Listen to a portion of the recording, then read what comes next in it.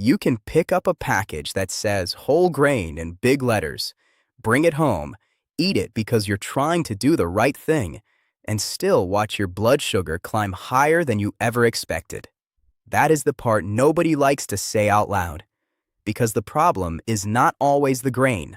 Sometimes it is the form. Sometimes it is the portion. Sometimes it is what you ate with it. And sometimes the label made it sound healthier than it really was. My name is Dr. Rubio Santner, and this is Metabolic Health Simplified. Today, I want to walk you through 7 whole grains that can fit better into a blood sugar-friendly way of eating. But I do not want you to think of these as magic foods. They are not. The real goal is steadier blood sugar, a calmer rise after meals, better fullness, less guessing, and a plate that makes sense when you are standing in your kitchen wondering, can I actually eat this? Before we start, one important note. If you use insulin, take blood sugar medicine, follow a kidney diet, or your doctor has given you special food rules, use this information with your care team's guidance and keep checking your own numbers. Now, here is the simple rule for this whole list.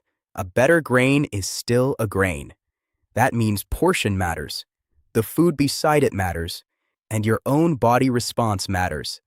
A small serving of the right grain, eaten with protein, vegetables, or healthy fat, can behave very differently than a large bowl eaten by itself. So as we go through these 7, listen for 3 things: how slowly it digests, how full it helps you feel, and how easy it is to use without turning it into a sugar-heavy meal. Because the best grain is not the fanciest one. The best grain is the one you can use safely, calmly, and repeatedly. And the grain sitting at number 1? You almost certainly already have it in your kitchen right now.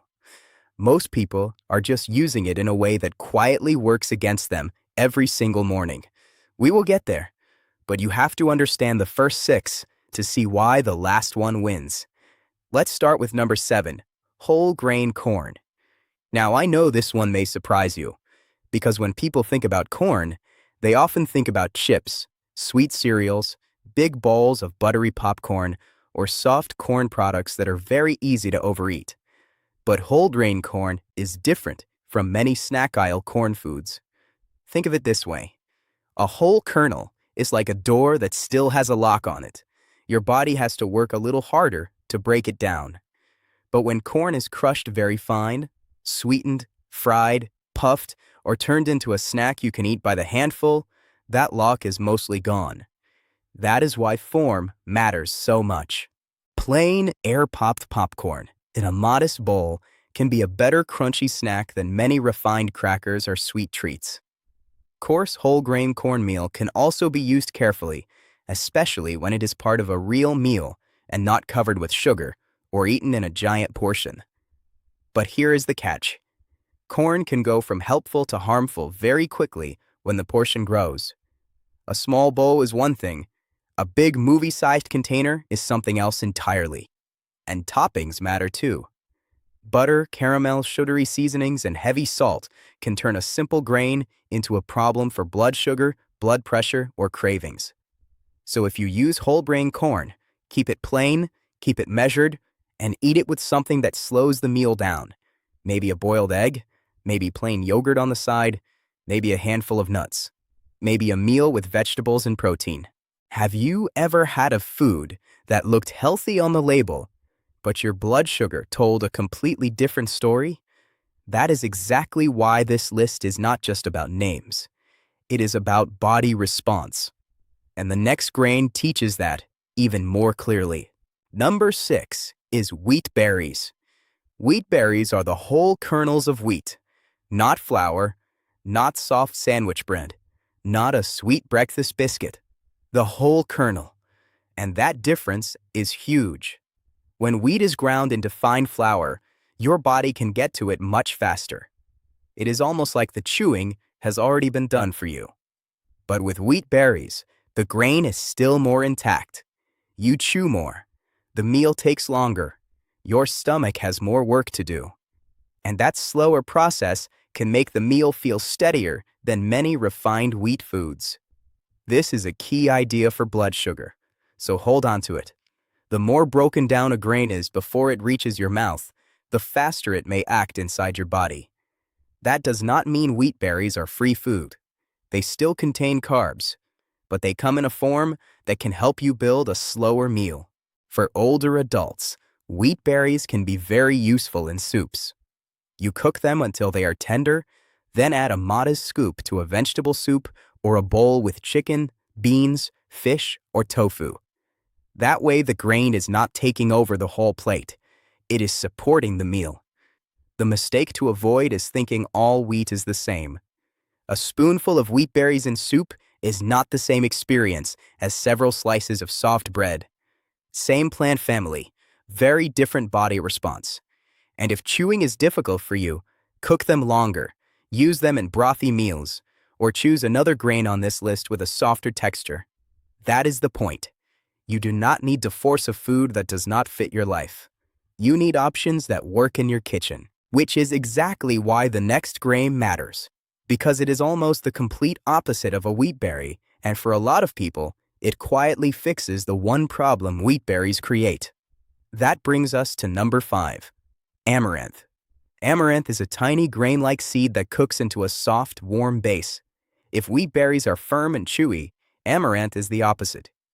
It can be gentle, spoonable, and easier for people who do not want a tough texture. And that matters more than it sounds. Because many seniors are not only managing blood sugar, they are also dealing with chewing issues, digestion changes, appetite changes, or simple meal fatigue. Sometimes the best food on paper does not help at all if you will not actually eat it. Amaranth brings fiber and some protein for a grain-like food. That can help make breakfast more filling when you build it the right way. But listen closely, because this is where it turns. The way you prepare it decides whether it helps you or hurts you. A plain warm bowl with nuts, cinnamon, or an unsweetened protein food on the side is a completely different meal from a sweet bowl loaded with honey, syrup, dried fruit, or flavored toppings. This is where so many good breakfasts quietly fall apart. The person starts with a decent grain. Then they add sweetness because it tastes plain. Then the bowl gets bigger because it feels light. Then by mid-morning, the blood sugar number is not what they hoped for. So with amaranth, keep the bowl small. Make it creamy with water or unsweetened milk. Add flavor without turning it into dessert. Cinnamon, a few chopped nuts, a spoon of plain Greek yogurt if that fits your diet. Or eat it beside eggs or another protein. The goal is not to make breakfast exciting for a food magazine.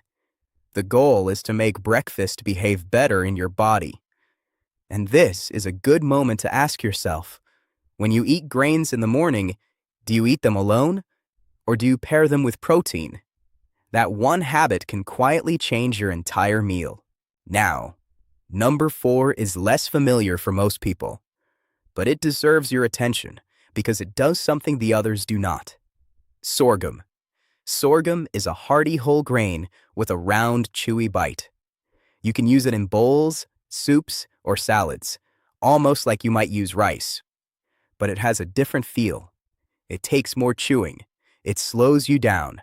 And that is not a small thing. Eating speed matters far more than most people realize. When a meal disappears in a few minutes, your body has less time to send fullness signals. You may eat more before you even realize you're satisfied. But a chewy grain forces a slower pace. That can help you notice the meal. And when you notice the meal, you are less likely to keep reaching for more. For blood sugar, sorghum earns its place because it works so well as part of a balanced plate. A small serving with roasted vegetables and a protein can feel hearty without needing a huge portion. Think of it like building a plate with anchors. The grain gives comfort. The protein gives staying power. The vegetables give volume. Together they slow the meal down. But if sorghum becomes the whole bowl, with very little protein and almost no vegetables, you lose the advantage. And that is the pattern you will hear again and again. The grain is only one part of the story. The plate decides the rest. If you have never tried sorghum before, it can be cooked ahead and kept for simple meals during the week. That is a real help if you do not want to cook from scratch every single day. Add a scoop to soup. Mix it with sautéed vegetables. Use it under grilled fish or chicken. Now pause here for a second. Because before we reach the top 3, I want you to remember the single most important rule in this whole video. Do not eat the grain naked. That means do not let the grain sit alone on the plate. Dress it with protein. Surround it with low-starch vegetables. Add a small amount of healthy fat if it fits your meal. When a grain is eaten alone, it can move through your system faster. When it is part of a balanced plate, the whole meal usually behaves more gently. So the question is not only which grain should I eat? The better question is, what is this grain sitting next to? That one question can save you from a whole lot of frustration. Now let's move to number 3, oat groats. Oat groats are whole oat kernels. Before oats are rolled flat, before they are chopped, before they are turned into quick packets. This is the oat in its most complete form. And that matters because oats confuse people more than almost any food on this list. One person says oats are great for blood sugar. Another person eats a sweet instant packet and gets a high reading. Both experiences are real because they are not eating the same kind of oat. Oat groats take longer to cook. They have a firmer bite. They are far less processed than quick oats. And because they are more intact, your body usually has to work longer to break them down. That slower breakdown can be a real advantage when you want a steadier breakfast. But again, the bowl decides everything. If you cook oat groats, then pile on brown sugar, sweet creamer, dried fruit, and a large banana. You have changed the meal. You may still call it oats. Your bloodstream may call it too much, so keep the build simple. Cook them ahead as mornings are busy. Reheat a small portion. Add nuts or seeds. Use cinnamon or vanilla for flavor. Pair it with an egg, plain yogurt, cottage cheese, or another protein that works for you. And skip the sweet packets. Those packets are convenient, but many of them are built more like dessert than breakfast. Here is a practical test you can start this week. Try one grain at a time. Do not change everything at once. Eat a normal, modest serving. Pair it well. Then notice your after-meal number, your hunger, your energy, and whether cravings show up later. Your body gives you feedback. The package label does not know you personally. Your own response matters more than any front-of-box promise. If oats have confused you before, comment what kind you usually eat. Old-fashioned, quick, steel-cut, instant packets? Because the type makes a bigger difference than almost anyone tells you. Number 2 is barley. Barley is one of the most useful grains for people who love warm, filling meals. It's especially good in soups and stews, where portion control almost takes care of itself. Why? Because the grain is not sitting in a giant bowl by itself. It's mixed with broth, vegetables, herbs, and protein. That gives you comfort without letting the grain become the whole meal. Barley contains a type of fiber called soluble fiber. That simply means fiber that mixes with fluid during digestion and helps slow things down. You don't need to remember the science word. Just picture the meal moving through your body at a calmer pace. Not a rush, not a flood, more like a slow release. That's why barley can be such a smart choice for steadier meals. It's filling, it has a pleasant chew, and it works beautifully with simple foods seniors already understand. Vegetable barley soup, chicken and barley stew, mushrooms, greens, and barley in a small bowl. Nothing expensive, just a slower, heartier meal. But there is one detail worth knowing. You may see hulled barley and pearl barley. Hulled barley is less processed. Pearl barley cooks faster because it has been polished more. Both can fit into meals, but the less processed choice usually keeps more of the grain's natural structure. If pearl barley is the only kind you can find, do not panic. Use it wisely, watch the serving, pair it with protein and vegetables, and check your response. That is a far better approach than chasing perfection, because perfection is exhausting, and most people do not need a perfect diet. They need a repeatable one, a meal they can actually make on a normal Tuesday, a meal that doesn't require rare ingredients, complicated steps, or a sink full of dishes.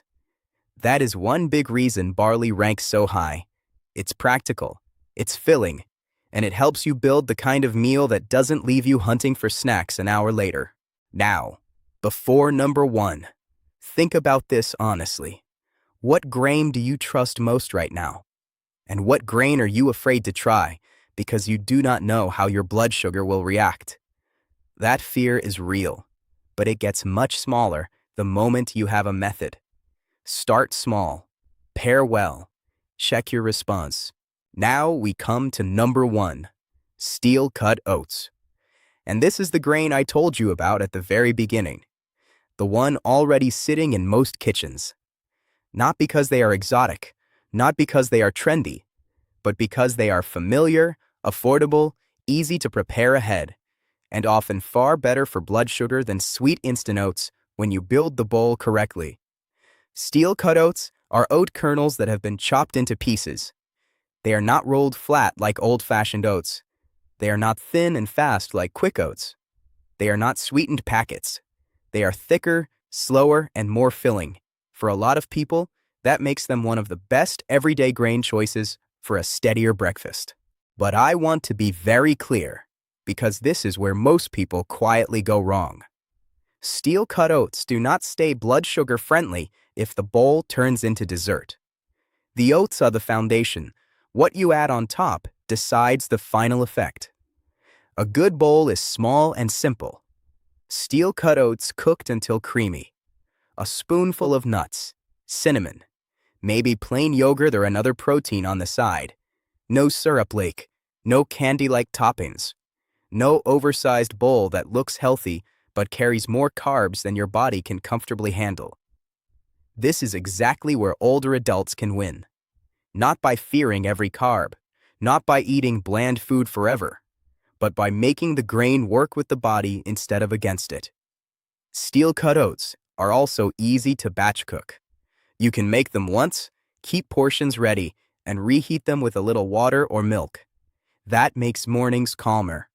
And calmer mornings matter more than you think, because when you wake up hungry, rushed, or unsure, it is far too easy to grab whatever is fastest. Fast food often gives you fast blood sugar. A little preparation gives you breathing room, and breathing room is what helps you make the better choice. So if you are new to all of this, do not try all 7 grains this week. That is too much. Pick one. Maybe steel-cut oats for breakfast. Maybe barley for soup. Maybe wheat berries if you like a chewy grain. Try it in a modest portion. Pair it with protein or vegetables. Keep it out of dessert territory. Then pay close attention to what your body tells you. That is the real lesson here. A list can guide you, but your body response is what actually teaches you. Let's quickly bring it all together. Whole grain corn can be useful when it stays plain, modest, and close to its whole form. Wheat berries show why intact grains can act completely differently from soft, refined wheat foods. Amaranth gives you a softer option, especially for warm breakfasts, as long as you do not turn the bowl into dessert. Sorghum brings chew, fullness, and a slower eating pace. Oat groats show how less processed oats behave nothing like sweet instant packets. Barley gives you a hearty, soup-friendly grain that helps you build filling meals. And steel-cut oats earn the top spot because they are practical, familiar, and easy to use again and again. But the real secret was never just the grain. It is the method. Choose the grain carefully. Keep the portion modest. Put it beside protein, vegetables, or healthy fat. Skip the sweetened versions. And check how you feel afterward. That is how you stop guessing. That is how you turn food from something scary into something you finally understand. And that is how stable blood sugar becomes less about perfection and more about repeatable, calm choices. If this helped, tell me in the comments which grain you want simple meal ideas for next. Breakfast ideas? Soup ideas? Easy dinner plates? I read those questions because they tell me what you actually need help with in your real kitchen. And if someone you know is confused by whole grain labels, share this with them. You may save them from buying the food that looks healthy on the front of the package, but acts very differently once it is in the body. Thank you for watching Metabolic Health Simplified. And remember, your next meal does not have to be perfect. It just has to be a little steadier than the last one.